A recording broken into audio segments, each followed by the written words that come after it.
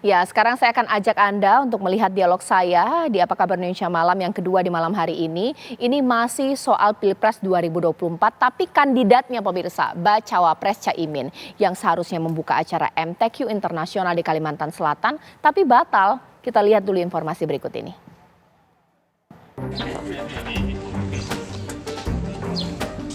Peristiwa kurang mengenakan menimpa Ketua Umum PKB sekaligus bakal calon wakil presiden yang baru saja dideklarasikan Muhaimin Iskandar di Kalimantan Selatan. Sedianya Caimin diundang membuka Musabawah Tilawatil Quran Internasional di Kabupaten Tanah Laut, Kalimantan Selatan dalam kapasitasnya sebagai Wakil Ketua DPR RI. Namun sayang, Caimin yang sudah tiba di lokasi acara mendadak dibatalkan dan disebut merupakan permintaan dari Bupati Tanah Laut, Sukamta, yang keberatan jika Ketua Umum PKB ini hadir dan membuka acara MTQ. Lalu, mengapa hal ini bisa terjadi? Apakah terjadi miskomunikasi saat panitia mengundang sang wakil ketua DPR ini? Ataukah ada muatan politik pasca deklarasi Muhaimin Iskandar sebagai Bacawa Pres mendampingi Anies? Tim TV One mengabarkan. Ya, itu yang saya bahas sekarang, masih bersama dengan saya pengamat politik kita Pak Fahri Ali, masih setia menemani saya di sini. Sekaligus saya juga telah tersambung dengan narasumber saya lewat sambungan Zoom, mewakili PKB, Waketum PKB, Pak Jazilul Fawait. Selamat malam, Assalamualaikum warahmatullahi wabarakatuh, Pak. Waalaikumsalam, Caca. Iya, Selamat malam, Pak Baik. Saya masih menunggu komunikasi saya dengan Bupati Tanah Laut Pak Sukamta. Tapi saya mau dengar dulu nih versi dari PKB. Karena santer terdengar versi dari kepala daerah adalah ini acaranya MTQ Internasional. Kenapa kemudian membuka partai? Kalau dari PKB seperti apa nih klarifikasinya? Boleh Pak Jazilul.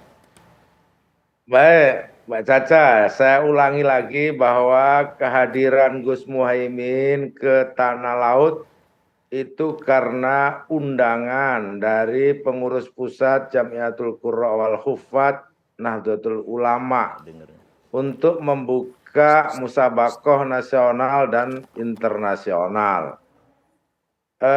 Kita tahu bahwa Gus Muhaimin selama ini dan undangannya itu tertanggal 29 Agustus.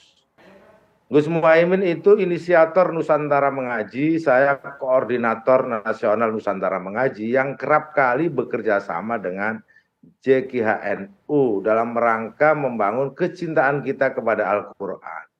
Dan tidak banyak pejabat yang memberikan perhatian kepada Al-Quran. Memang kabarnya yang diundang itu Menteri Agama, karena memang itu yang membidangi urusan ke-Al-Quranan. Nah, karena Pak Menteri Agama tidak bisa hadir, katanya nyari menteri yang lain juga tidak bisa hadir, akhirnya mengundang Gus Muhaimin pada tanggal 29 Agustus. Tentu sebagai pembina selama ini Gus Muhaimin hadir. Dan ternyata setelah Pak Muhaimin juga pada saat itu juga sebenarnya bersamaan Pak Muhaimin minta keterangan di KPK. Memang pasca deklarasi Pak Anies dan Gus Muhaimin ini tidak henti-hentinya ujian. Karena apa? Karena memang pasangan ini pasangan pertama yang mengumumkan pasangan capres-cawapres dan itu menggetarkan.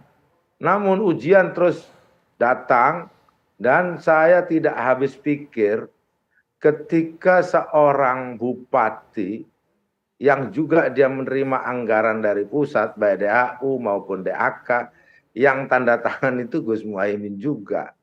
Tapi alasannya karena anggaran daerah. Tidak ada larangan dalam anggaran daerah ketika pejabat pusat. Minimal jamuan itu ada anggaran jamuan itu.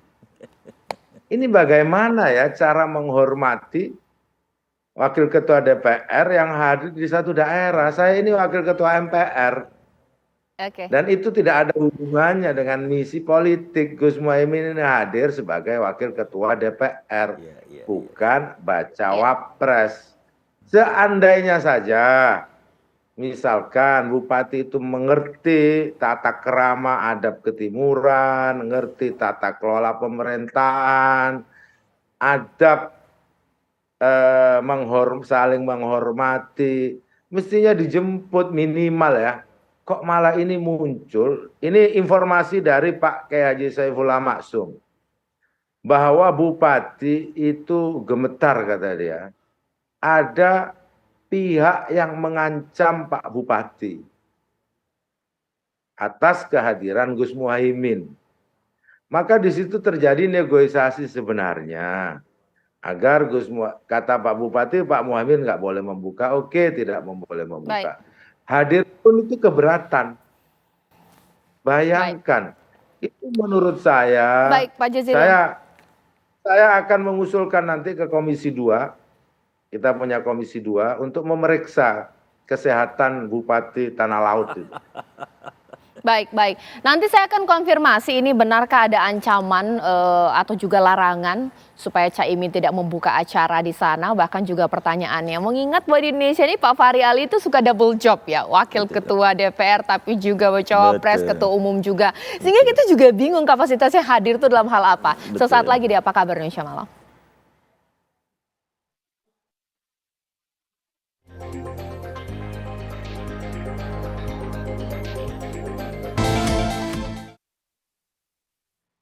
Pemirsa, sekarang saya sudah tersambung dengan Bupati Tanah Laut, Pak Sukamta. Kalau tadi Pak Jazilul sempat mengatakan ada indikasi ancaman supaya Caimin tidak boleh membuka acara itu. Langsung saya klarifikasi dengan Pak Sukamta. Selamat malam, Pak Bupati. Assalamualaikum warahmatullahi wabarakatuh. Selamat malam, Mbak Caca. Langsung saja nih saya mau tanyakan, benar tidak Pak ada ancaman intimidasi supaya Caimin nggak bisa buka acara MTQ internasional di wilayah Bapak? Silahkan.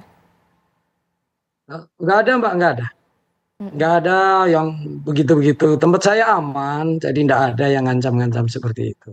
Lantas kenapa Pak Caimin tidak buka acara MTQ? Ini kan sebuah acara MTQ. Caimin juga ketua umum partai, PKB tepatnya, wakil ketua DPR juga. Boleh Pak dijawab? Betul. Baik, tentu saya cerita dulu.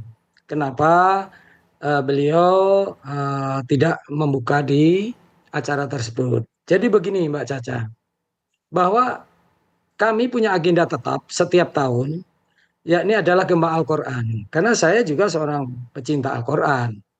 Dan itu kita agendakan setiap tahun. Nah, itu kita biayai dari APBD.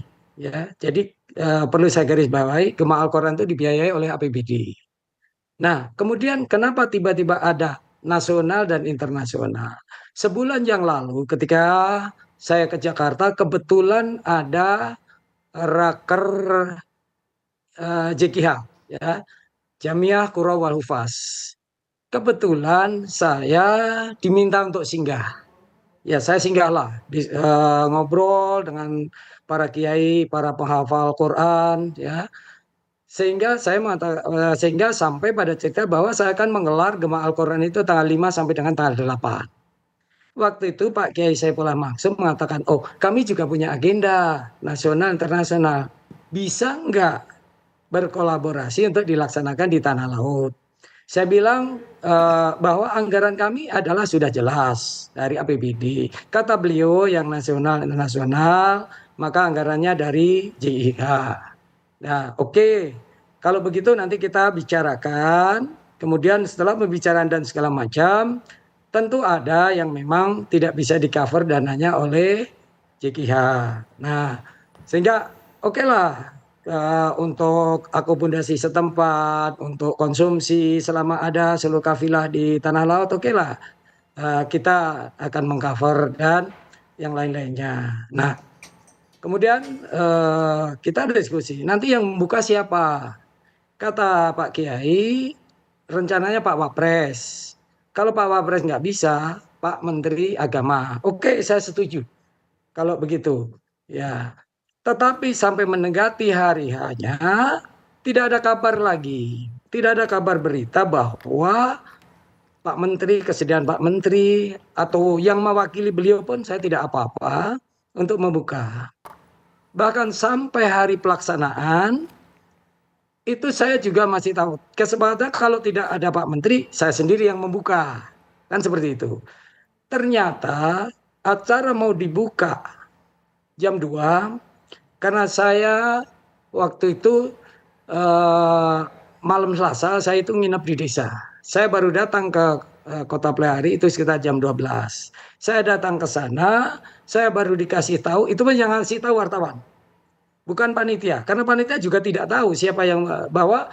Taunya panitia karena Pak Pak Menteri nggak Sukamta, ada konfirmasi, tentu saya yang membuka. Pak, maaf karena waktu saya itu Nah, singkat sekali. Lantas kalau yang buka adalah Caimin, akankah itu jadi masalah? Apa sih kekhawatiran Bapak? oh pasti, karena apa? Di situ saya dikasih jadwal itu ketua PKB. Saya garis balik, di rondanya ketua PKB. Ini dana APBD. Tentu tidak boleh dong ketua partai yang membuka.